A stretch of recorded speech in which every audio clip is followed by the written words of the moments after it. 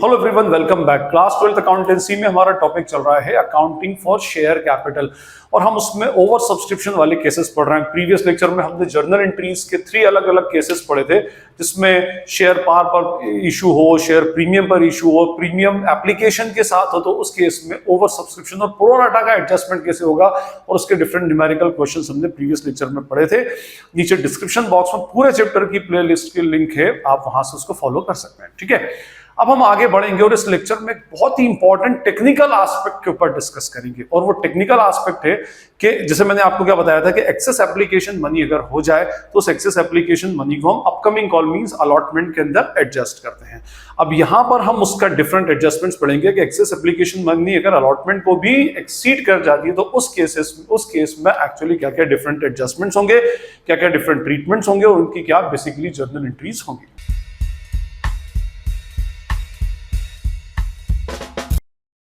Over subscription जब मैंने explain किया था तो मैंने आपको बताया था कि over subscription means excess application money का रिसीव हो जाना। जैसे मान लें कि भाई कंपनी ने 1 लाख शेयर्स इशू किए और उसके उन कंपनी के पास 1,50,000 शेयर्स की एप्लीकेशंस आ गई। अब जो एक्स्ट्रा 50,000 शेयर, और मान लें कि इस पर एप्लीकेशन 3 है, 4 है और 4 है, इस तरह से। अब ये जो एक्सेस 50,000 शेयर्स की एप्लीकेशन है, इसका क्या किया जाए, क्योंकि एज पर कंपनीज एक्ट आप 1 लाख से ज्यादा शेयर्स को अलॉट नहीं कर सकते। ठीक है, तो अब आपको इस 50,000 शेयर का एडजस्टमेंट करना पड़ेगा। तो इसमें एक रास्ता मैंने बताया था कि पूरा पैसा रिफंड कर दो, पूरा पैसा रिफंड कर दो तो फिर प्रो राटा बनता ही नहीं है, सिंपल सा केस हो जाएगा। उसमें पूरा 50,000 पे रिफंड कर दे, पूरे 50,000 को अपकमिंग कॉल में एडजस्ट कर दें। यहां से कंसेप्ट शुरू होता है प्रो राटा का, और हम रेशो बना दे क्या 1,50,000 रेशो 1 लाख, और इसको सिंप्लीफाई करें 4 0 से 4 0, 15:10 मींस 3:2 के रेशो में हम क्या करेंगे, शेयर्स को अलॉट कर देंगे। इसका मीनिंग ये होता है जिस बंदे ने 3 शेयर्स के लिए अप्लाई किए, हमने उसको सिर्फ 2 शेयर अलॉट किए और जो 1 शेयर का पैसा था वो अपकमिंग कॉल में हमने क्या कर दिया, एडजस्ट कर दिया। थर्ड केस मैंने आपको बताया था, इसमें से कुछ पैसा हम क्या करते हैं, रिफंड करते हैं, और कुछ के ऊपर हम क्या करें, प्रो राटा करते हैं। लेट सपोज जैसे हमने 30,000 शेयर्स पर शेयर के वालों को कुछ भी शेयर नहीं दिए, अब बचे कितने, 1 लाख। इट मींस हमने 1,20,000 शेयर्स के एप्लीकेंट्स को हमने 1,000 शेयर दिए, 1 लाख शेयर्स दिए, मींस 20,000 शेयर्स का जो पैसा है वो हमने बंदे का उठाकर रख लिया और उसको अपकमिंग कॉल के अंदर हम एडजस्ट करेंगे। अपकमिंग कॉल कौन सी होती है, हमारी अलॉटमेंट की कॉल बेसिकली होती है। फाइन, तो ये हमारे केसेस थे। बट अब इसके अंदर कभी कभी ऐसा होता है कि भाई आपके पास इतना ज्यादा एप्लीकेशन आ जाए कि वो अलॉटमेंट को भी एक्सीड कर जाए, तो फिर उस केस में बेसिकली हम क्या करेंगे। तो देखिए, मैं आपको उसके केसेस 1 बाय 1 एक्सप्लेन करता जाता हूं। और जैसे मैं आपको एक एग्जांपल के तौर पर लेता हूं, मैंने एक एग्जांपल यहाँ पे बना रखा कि भाई एक कंपनी ने मान लीजिए शेयर इशू किए, जितने इशू होंगे उतने ही अलॉट होंगे, 50,000 शेयर्स इशू किए हैं और इस पर इंस्टॉलमेंट से एप्लीकेशन पर 5, अलॉटमेंट पर 3 और फर्स्ट कॉल पर 2 रुपया। अभी सिर्फ हम इतने की बात करें। ओके, अब एप्लीकेशन जो रिसीव हुई हैं वो आपकी रिसीव हुई है 1,20,000 शेयर्स की, 1,20,000 शेयर्स की एप्लीकेशन रिसीव हुई है और इसमें से आपने 30,000 के शेयर्स के शेयर होल्डर्स का पैसा रिफंड कर दिया। इधर आ गए अनिल, तो इधर बचा कितना, 90,000 और यहां पर बचेगा हमारा 50,000। इसका मीनिंग ये हुआ कि 90,000 शेयर्स के एप्लीकेंट्स को आपने टोटल 50,000 शेयर्स क्या किए हैं, अलॉट किए हैं। ठीक है, इसका मीनिंग ये हुआ कि जो इसका दोनों का डिफरेंस है, 40,000 शेयर्स की एप्लीकेशन का पैसा आपने रिफंड ना करते हुए उस पैसे को आपने उठाकर रख लिया और अपकमिंग कॉल में मींस अलॉटमेंट के अंदर आप एडजस्ट करेंगे। ठीक है, ये हमारा बेसिक इसमें फंडा है। बट यहां पर एक प्रॉब्लम दूसरी क्रिएट हो जाती है। देखिए, मैं आपको बताता हूं, जैसे मैंने क्या कहा था कि हमें एप्लीकेशन मनी कितना रिसीव हुआ था, एप्लीकेशन मनी रिसीव हुआ था 1,20,000 शेयर्स पर, 5 रुपए से टोटल 60,000 शेयर्स पर। ठीक है, ये हमको टोटल 6 लाख रुपए हमको रिसीव हुआ था। ठीक है, इसमें से कुछ पैसा तो हमने उठाकर रिफंड कर दिया, मान लो 30,000 शेयर्स पे, तो लेस क्या कर दिया हमने, रिफंड। तो रिफंड कितने शेयर्स पर किया, 30,000 शेयर्स पर 5 रुपीज से 1.5 लाख रुपया हमने इनको रिफंड कर दिया। अब भी हमारे पास 4.5 लाख रुपया एक्सेस बचता है। ठीक है, अब इस 4.5 लाख में से 50,000 शेयर्स को हमने शेयर होल्डर्स को शेयर अलॉट कर दिए, तो वो पैसा हम क्या बोलेंगे, यूटिलाइज्ड। यूटिलाइज मींस हमने कैपिटल में डाल दिया 50,000 into 5, that is what, 2,50,000 rupees. अब हमारे पास 2 लाख रुपए बचे, और वैसे भी 40,000 इंटू 5 करेंगे तो 2 लाख रुपए होते हैं। ठीक है, हमारे पास एक्सेस का 2 लाख रुपया बच गया। इस 2 लाख रुपए के साथ हम क्या करते हैं, बेसिकली हम इस 2 लाख रुपीस को अपकमिंग कॉल, आने वाली कॉल कौन सी है, अलॉटमेंट में एडजस्ट करते हैं।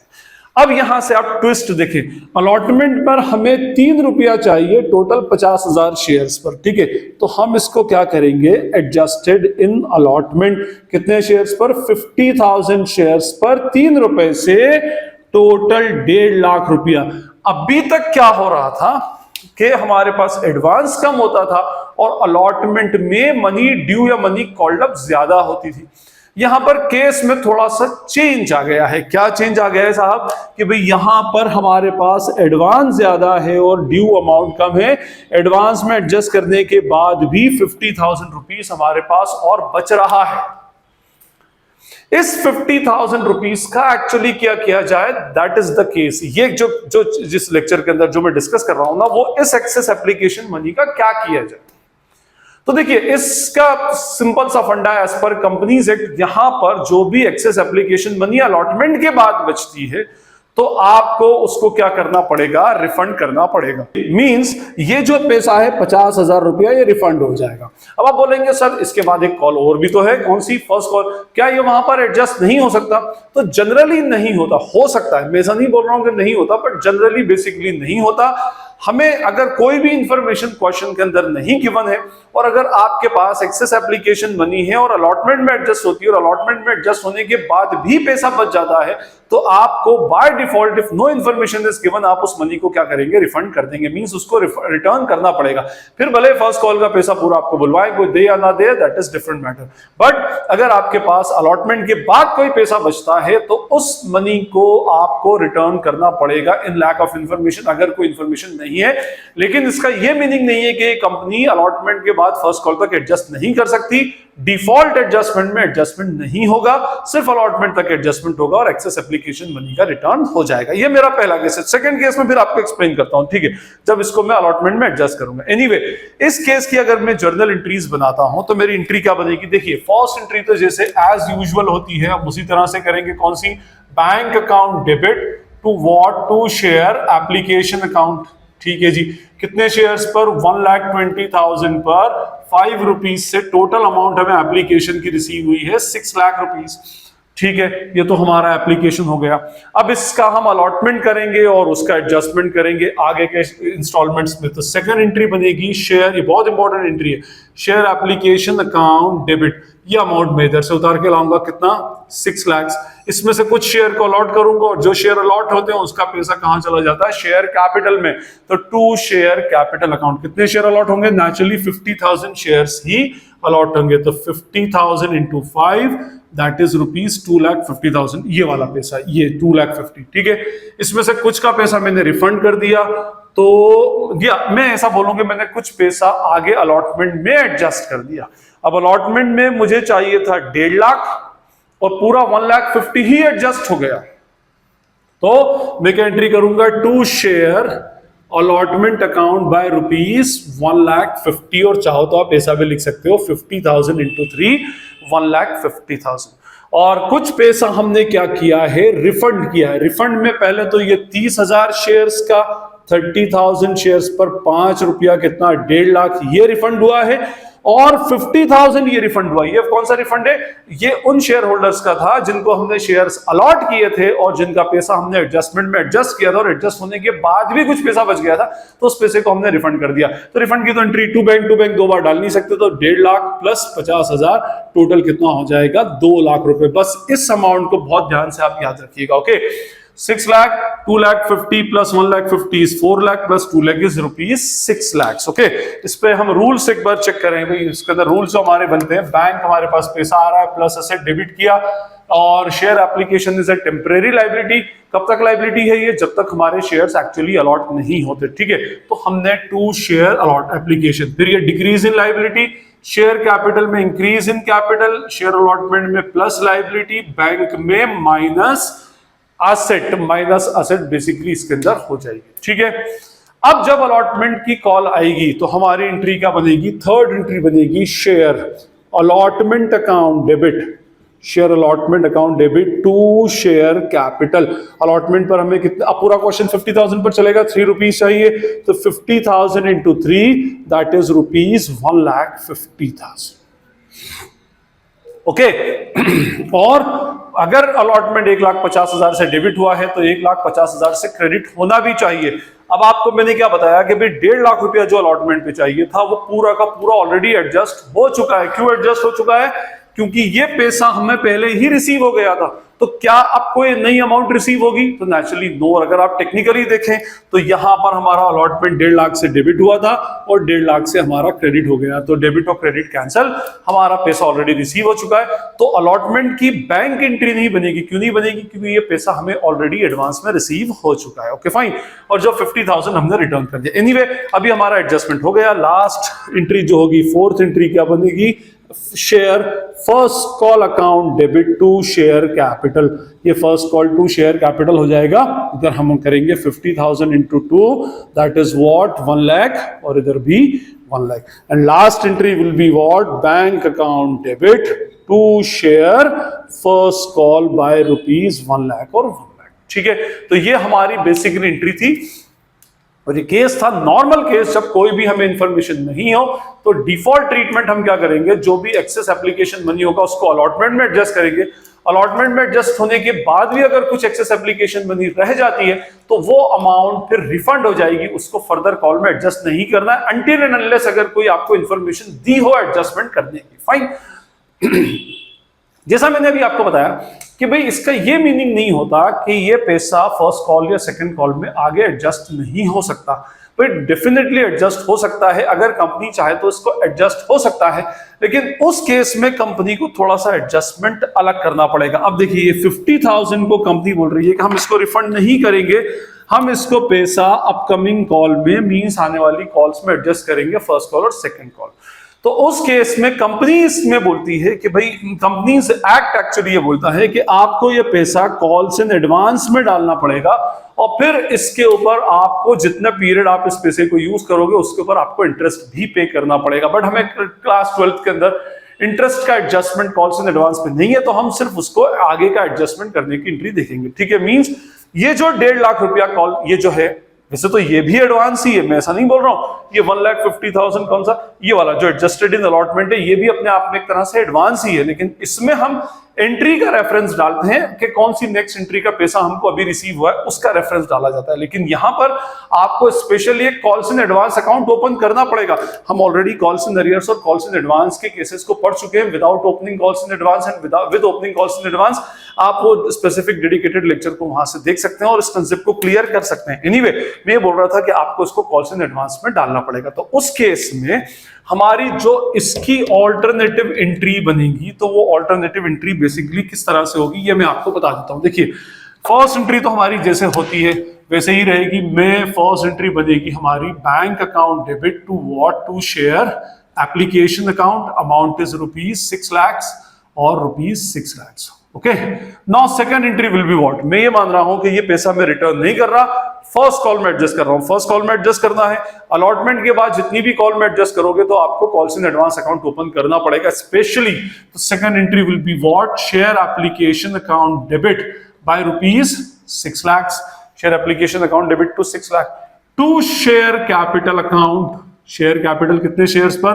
50,000 इंटू कितना था जी? 5, 2,50,000। उसके बाद टू शेयर अलॉटमेंट, अलॉटमेंट में कितना एडजस्ट हुआ? 50,000 इंटू 3 दैट इज 50,000, सॉरी 1,50,000। और अब ये 50,000 रुपया जो है ये आगे की कॉल मतलब फर्स्ट कॉल में एडजस्ट हो रहा है, लेकिन जैसे मैंने अलॉटमेंट का रेफरेंस डाला मैं फर्स्ट कॉल का रेफरेंस नहीं डाल सकता। मैं यहां लिखूंगा टू कॉल्स इन एडवांस। अच्छा, हो सकता है कि इतना एक्सेसिव मनी हो कि फर्स्ट कॉल भी एडजस्ट हो जाए तो फिर पैसा रिफंड करना पड़े या सेकंड कॉल पर आए, तो अगर ऐसा है तो भी कॉल्स इन एडवांस में ही जाएगा। अलॉटमेंट के बाद जितनी कॉल एडजस्ट होंगी वो सारी की सारी calls in advance account open करके ही एडजस्ट होंगी। तो टू कॉल्स इन एडवांस कितना अमाउंट है यहां पर? 50,000 और remaining amount to bank account. To bank account कितना? ये 1.5 लाख रुपया, 50,000 इंटू 3, ये हमारा 1.5 लाख। ठीक है, सॉरी 30,000, 1.5 लाख नहीं, 30,000 इंटू 5, 50,000 इंटू 5 1.5 लाख, अमाउंट तो 1.5 लाख ही बेसिकली रहेगा उसमें। ठीक, अब यहां पर एंट्रीज में आगे प्रॉब्लम आती है। देखिए इसका काम खत्म हो गया था इसलिए मैंने इसको इरेज कर दिया। थर्ड एंट्री क्या बनेगी हमारी, share allotment account debit to share capital, कितने से 50,000 into 3 that is 1,50,000। But fourth entry bank की क्यों नहीं पास होगी, क्योंकि अलॉटमेंट जितने से डेबिट हुआ था सेम अमाउंट से वो क्रेडिट हो चुका है। 1,50,000 से डेबिट हुआ था और 1,50,000 से ही क्रेडिट हो गया। मींस 1.5 लाख हमको आने थे लेकिन ये 1.5 लाख पहले से ही आ गए, तो अब हमको उसके रिसीट करने की रिक्वायरमेंट नहीं है। एनीवे, तो फिफ्थ एंट्री बन जाएगी फर्स्ट कॉल को ड्यू करने की। तो अब जरा ध्यान से देखिएगा इसमें, share first call account debit to share capital account, कितने शेयर्स पर, 50,000 into 2 that is rupees 1 lakh and what 1 lakh. Okay, और फिफ्थ एंट्री, अब इस कॉल्स इन एडवांस को हमें क्या करना पड़ेगा, सॉरी मैंने यहाँ पर कॉल्स इन एडवांस को कट कर दिया है, एक्चुअली ये कट होना था, ये एंट्री मेरी अभी है। कॉल्स इन एडवांस को मुझे क्या करना पड़ेगा, नीचे एडजस्ट करना पड़ेगा। यहाँ पर कॉल्स इन एडवांस क्रेडिट हुई थी क्योंकि लाइबिलिटी का इंक्रीमेंट था, यहां पर टाइप कॉल आ चुकी है, अब लाइबिलिटी कैंसिल होगी तो हम क्या करेंगे, उसको डेबिट करेंगे। तो एंट्री बन जाएगी bank account debit calls in advance debit, ठीक है, टू शेयर क्या बोलेंगे उसको, first call. Share first call में अमाउंट आनी थी 1 लाख, कॉल्स इन एडवांस 50,000 की एडजस्ट हो गई, रिमेनिंग 50,000 आपके पास शेयर होल्डर से पैसा आ जाएगा। ठीक है, तो आपके पास मैंने दोनों ऑल्टरनेटिव ट्रीटमेंट कर दिए हैं। अब इसके भी रूल्स को हम एक बार डिस्कस कर लें, फिर उसके बाद देखिए बैंक में प्लस असेट डेबिट और ये हमारी टेम्परेरी लाइबिलिटी, तो प्लस लाइबिलिटी को क्रेडिट कर दिया। इस केस में माइनस लाइबिलिटी डेबिट, ये plus capital credit, share allotment plus liability, calls in advance is also a liability plus liability, और बैंक से पैसा जा रहा है माइनस असेट क्रेडिट। ठीक है, शेयर अलॉटमेंट में पैसा आना था प्लस असेट डेबिट और प्लस कैपिटल क्रेडिट कैपिटल में, और ये लाइबिलिटी इस एसेट से कैंसिल हो जाएगी, ये इससे कैंसिल होगी। शेयर फर्स्ट कॉल में पैसा आना है plus asset debit, share capital plus capital credit, और उसके बाद पैसा आया प्लस असेट, और ये लाइबिलिटी हमारी कैंसिल, ये कॉल्स इन एडवांस इस कॉल्स इन एडवांस से कैंसिल, और share first call minus asset basically cancel हो गई। ठीक है, तो इन दोनों में डिफरेंस क्या था, यहाँ पर बैंक अमाउंट हमारा था 2 लाख आ रहा था, यहाँ बैंक का 1.5 लाख आएगा, क्योंकि इसमें जो एक्स्ट्रा 50,000 थे वो भी हमने ऐड करके पूरा का पूरा मनी क्या कर दिया था, अल्टीमेटली रिफंड कर दिया था। और यहां पर बेसिकली हमने इसको अलॉटमेंट की कॉल रिसीट की एंट्री नहीं डाली और bank to share first call पूरा का पूरा अमाउंट हमने फर्स्ट कॉल पे बुलवाया। इस केस में हमने क्या किया, जो एक्सेस 50,000 था उसको फर्स्ट कॉल तक एडजस्ट किया, तो हमने उसके लिए एक स्पेशल अकाउंट ओपन किया फर्स्ट कॉल। अच्छा देखिए, अगर मान लें इसके अंदर फर्स्ट कॉल सेकंड कॉल होती तो ये पैसा सेकंड कॉल तक अगर एडजस्ट होता तो फर्स्ट कॉल के साथ भी कॉल्स इन एडवांस डालते और सेकंड कॉल के साथ भी कॉल्स इन एडवांस डालते और उसकी रेस्पेक्टिव एंट्रीज के अंदर क्या करते हैं, हम कैंसिलेशन करते हैं। ये एक अपने आप में एक बहुत इंपॉर्टेंट कंसेप्ट है। मैं फिर आपसे बता रहा हूं, मैं बार बार आपको रिपीट कर रहा हूं कि अगर कोई इंफॉर्मेशन नहीं हो तो डिफॉल्ट अजम्पशन हमारा ये होगा कि अलॉटमेंट के बाद में मनी को हमको रिफंड करना है। फर्दर कॉल्स के अंदर आप उसको, जब तक क्वेश्चन के अंदर आपको इंस्ट्रक्शंस नहीं दिए गए हो तब तक आप उसको फर्स्ट कॉल तक एडजस्ट नहीं करेंगे। बाय डिफॉल्ट अगर आपके पास अलॉटमेंट के पास एक्सेस एप्लीकेशन मनी बच जाती है तो उस मनी को आपको क्या करना है, अपने शेयर होल्डर्स को पैसा रिफंड करना है। मींस ये वाला ट्रीटमेंट हमें बाय डिफॉल्ट कंसीडर करके चलना है। सो ये हमारा एडजस्टमेंट था, बहुत ही इंपॉर्टेंट लेक्चर था। आई होप आपको ये क्लियर हो गया होगा। फिर भी अगर कोई टेक्निकल एस्पेक्ट में कोई डाउट या कोई क्वेरी लगती है आपको तो आप कमेंट सेक्शन में पूछ लीजिएगा। और अगर आपको ये वीडियो पसंद आता है तो इसे अपने फ्रेंड्स के साथ शेयर करें, वीडियो को लाइक करें और चैनल को सब्सक्राइब करें। This is Najeeb Hashmi signing off from Najeeb Hashmi's Academy. Take care.